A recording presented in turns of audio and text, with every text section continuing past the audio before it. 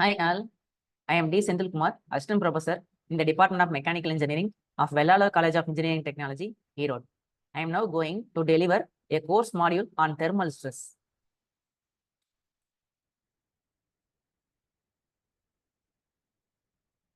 First of all, what is a stress? The stress means the resistance to the external force developed by a body from within itself per unit area of cross section of the body. Its unit is Newton per meter square or Pascal. There are basically three types of stress. When a tensile force acting on the component, then it is known as tensile stress. Other two types are compressive stress and shear stress. Then what is strain? Under the action of external force, there will be some changes in the dimensions of the component. The change in the dimension to the original dimension is known as strain. When the component elongates, then it is known as tensile strain. When the component shortens, then it will be known as compressive strain. And if there is a change in the volume of the component, then such a strain will be known as volumetric strain. So we are into the main topic now. Let us start with an application part. We could have seen railway tracks with some gap between the rails. What could be the reason for the gap?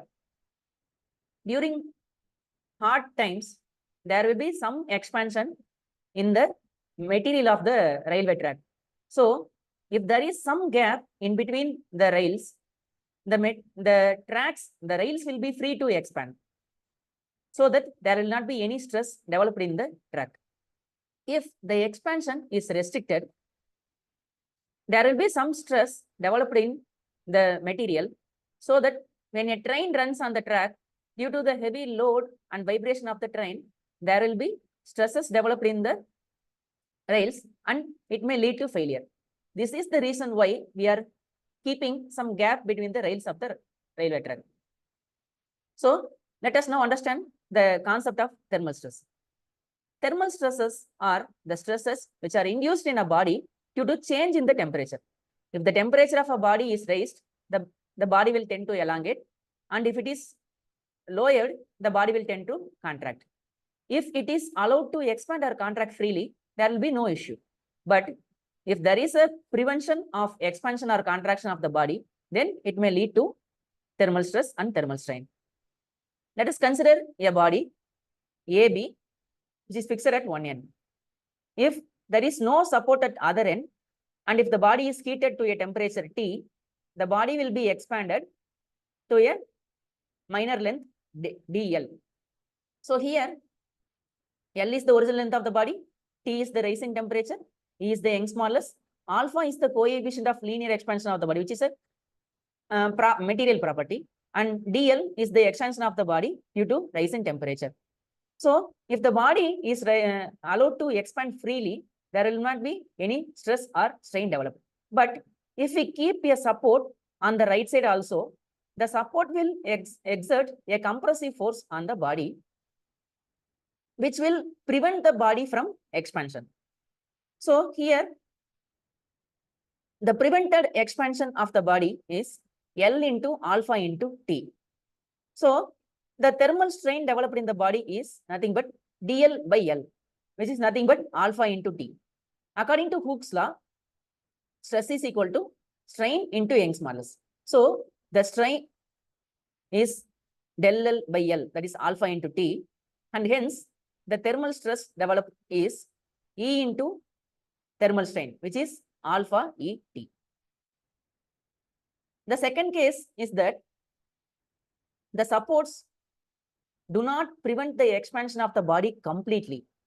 The support will yield to some extent. Here, if the support yields by an amount delta, then the prevented expansion will be L alpha T minus delta, and hence the thermal stress is L alpha delta T minus delta by L into E.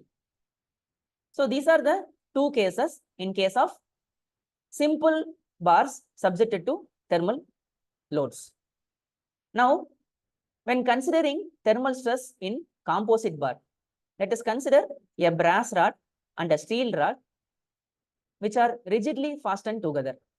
When the brass and steel are separated, due to the difference in the coefficient of linear expansion of the brass and the steel, since brass is having higher linear coefficient of expansion than steel, the free expansion of brass under thermal load will be higher than that of steel.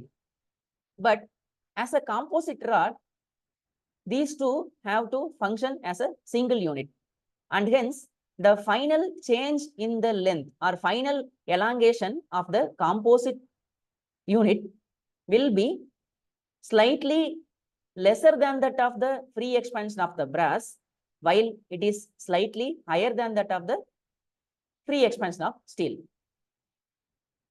How is it possible? The steel will exert a compressive force on brass, and the brass will exert a tensile force on steel, such that the elongation of brass and steel are same. Here, due to equilibrium, the compressive load exerted by steel on brass will be equal to the tensile load exerted by the brass on steel.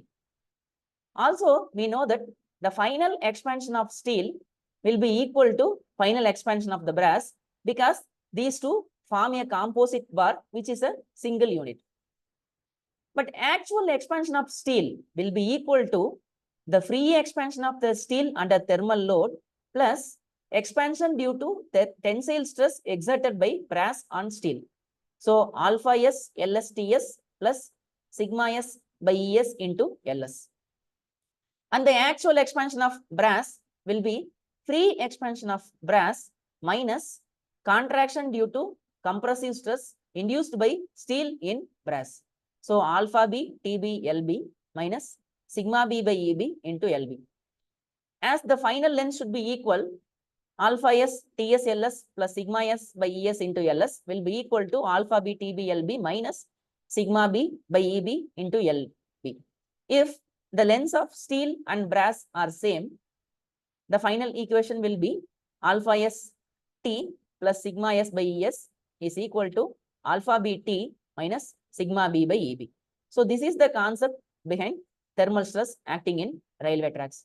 So in this lecture, we have learned about the thermal stress in simple bars and compound bars. Thank you.